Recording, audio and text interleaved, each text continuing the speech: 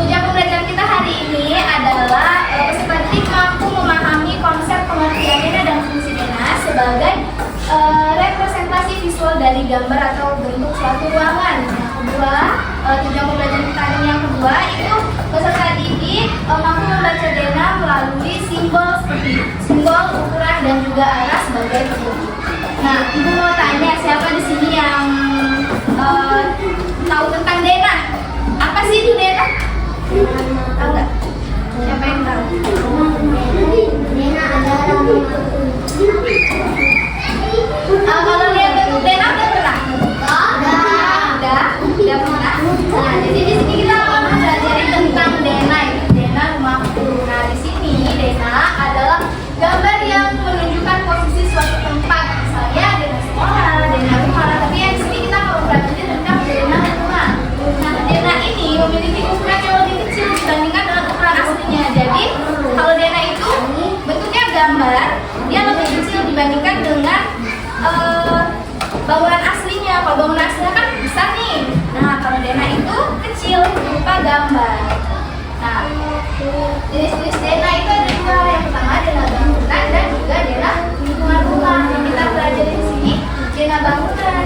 Nah, apa sih manfaat dari dena? Siapa yang tahu manfaat dari dena? Fungsi dena buat apa sih? Buat apa? memudahkan kita mencari letak suatu tempat. Nah, benar. Terus yang kedua itu untuk membuat rancangan pembangunan suatu bangunan. Jadi sebelum kita membuat bangunan, kita membuat atau rancangan denanya terlebih dahulu agar lebih mudah. Yang ketiga itu manfaatnya untuk mengetahui letak tempat atau ruangan dalam suatu bangunan atau wilayah. Nah, ini masih menyangkut tentang manfaat nomor 1. Nah, dalam dena itu anak-anak terdiri dari yang pertama nih, judul dena. Judul dena itu biasanya ada di atas tengah sini, ini seperti ini judul dena. Nah, kedua, nama ruangan atau nama bangunan. Jadi setiap gambarnya itu memiliki nama agar memudahkan kita untuk mengetahui apa sih ruangan tersebut. Dan yang ketiga ada gambar umum lokasi. Dan yang keempat ada petunjuk arah mata angin. Nah, dalam dena itu terdapat arah mata angin. Kira-kira siapa ya yang tahu arah mata angin? Pernah dengar nggak arah mata angin? Nah, ada yang tahu nggak apa sih itu arah mata angin? Kompas.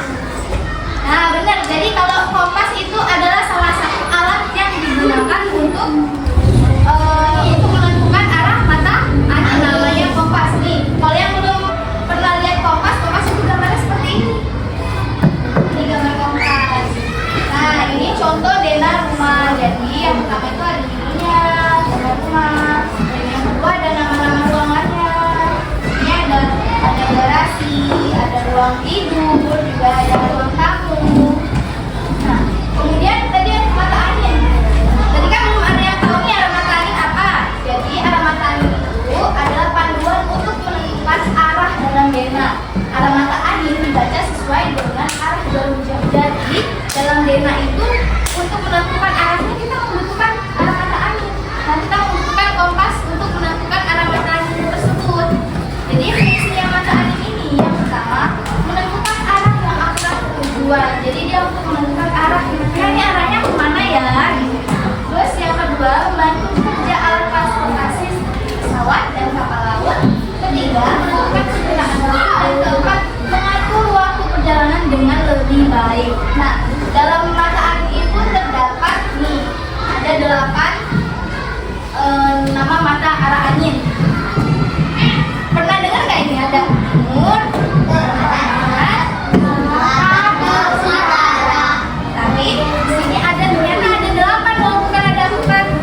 Kita di sini yang belajarnya ada berapa? 8. Udah apa belum?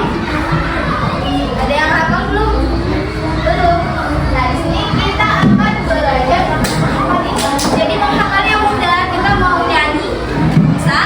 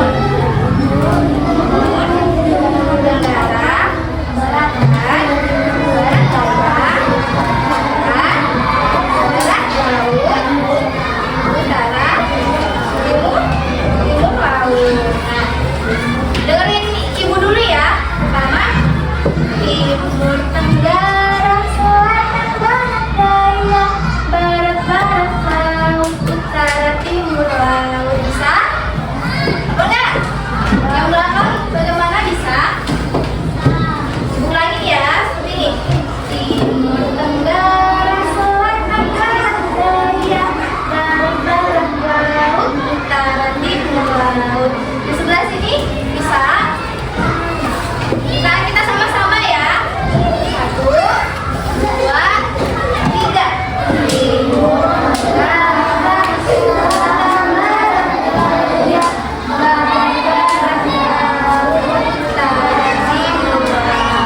Gimana tangannya? Kalau timur kemana? Enggak? Ke kiri. Kiri, sini. Mana kirinya? Kalau kanan itu barat. Coba kita sekali lagi ya, pakai gerakan ya. Timur apa? Timur kaki. Kiri. Oh, 1, 2, 3.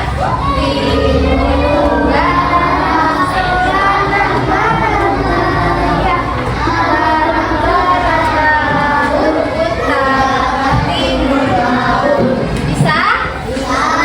Sekali lagi mau? Yuk.